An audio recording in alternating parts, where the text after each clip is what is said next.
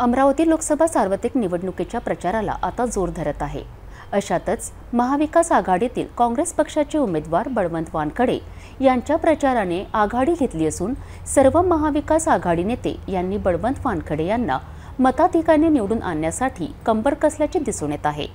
या दरम्यान city news प्रतिनिधींनी कार्यकर्त्यांच्या प्रतिक्रिया जाणून घेतल्यात।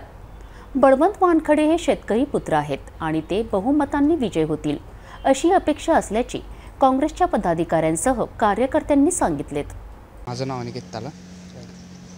बळवंतरावबद्दल बोलायचं झाल्यास बळवंतरावनी जो 30 तारीखला आपल्या इथे फॉर्म भरला आहे त्यामध्ये जी गर्दी आहे जवळपास लाखाच्या संख्येने इथे गर्दी झाली होती।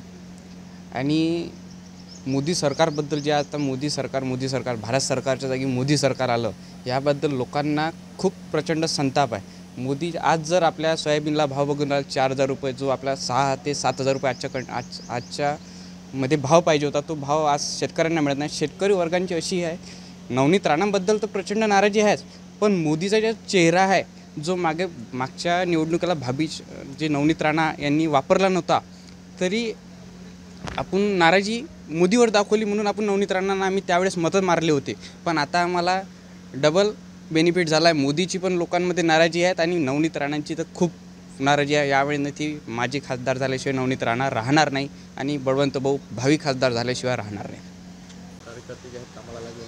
बळवंत भाऊची उमेदवारी ज्या दिवशीपासून जाहीर झाली, वास्तविक बळवंत भाऊची उमेदवारी आणि आमच्या काँग्रेसच्या सर्व सदस्यांनी 2 वर्षापूर्वीच बळवंत भाऊची चर्चा सुरू केली होती की यामागचं कारण की ज्या खासदाराला मी मागील निवडणुकीत निवडून दिलं, राष्ट्रवादी काँग्रेसच्या पाठिंब्यावर ज्या खासदार झाल्या, ज्या 5व्या दिवशी आम्हाला सोडून विरोधी गटात बसल्या, त्या दिवसपासूनच त्यांची प्रामाणिकता लक्षात आली आणि जनतेप्रती त्यांचं प्रेम लक्षात आलं आणि त्यांचा वारंवार लुच्चेगिरी, खोटेपणा आणि आता तर मोठा विषय कोर्टात प्रलंबित असताना त्यांचं जात प्रमाणपत्र, त्या प्रमाणपत्राला न जुमानता, त्या कोर्टाच्या निकालाला न जुमानता BJPने त्यांना तिकीट जाहीर केल्यानंतर एका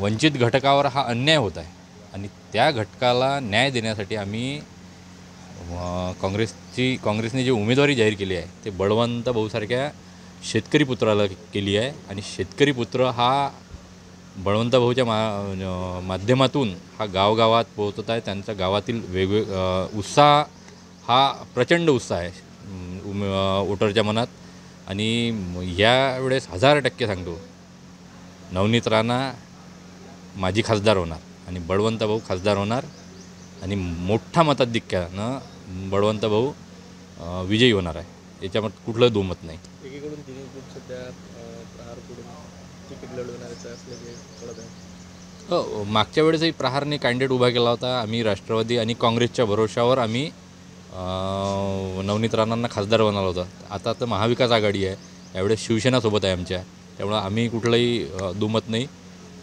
दिनेश भाऊ राहो की अजून कोणता राहो, प्रहार त्यावेळेसही आमच्यासोबत नव्हती, त्यामुळं विषयच नाही आहे। आम्ही 1000% मोठ्या मताधिक्याने निवडून येणार। काय सांगाल, काँग्रेसचे उमेदवार बळवंत वानखडे यांचा नामांकन अर्ज सुद्धा दाखल झालेला आहे, कशा पद्धतीचं कार्य चालू आहे सध्या?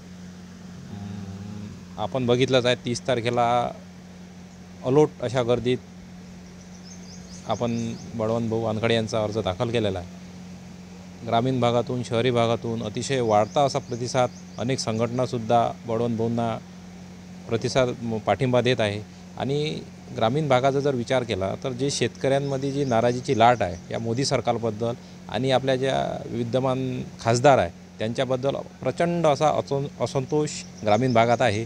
त्याच्यामुळं भरपूर असा वाढता पाठिंबा आणि आपण ज्या दिवशी नामांकन अर्ज दाखल केला त्या दिवशी लोकांचा जो प्रतिसाद होता तो सर्वांनी पाहिलाच आहे। त्याच्यामुळं बळवंतरावबद्दल आणि त्यांच्या विजयाचा मार्ग आजच असा सुकर झाला आहे असं आम्हाला वाटतं आहे। काय नाव?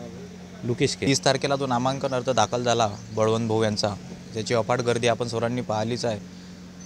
शेतकऱ्यांचे प्रश्न असो, युवा वर्गांचे प्रश्न असो, या ठिकाणी जे माजी खासदार होते त्यांच्याकडून ते प्रश्न सोडवणे झाले नाही किंवा त्या प्रश्नांबद्दल तेवढ्या तत्पर नव्हत्या आणि आज जे उमेदवार आहे बळवंत भाऊ यांना सर्व संघटनेचा आणि सर्व जनतेचा पाठिंबा आहे आणि यामुळेच त्यांचा विजयाचा मार्ग हा सुकर आहे आणि निश्चितच ते या ठिकाणी निवडून येतील याची ग्वाही देतो.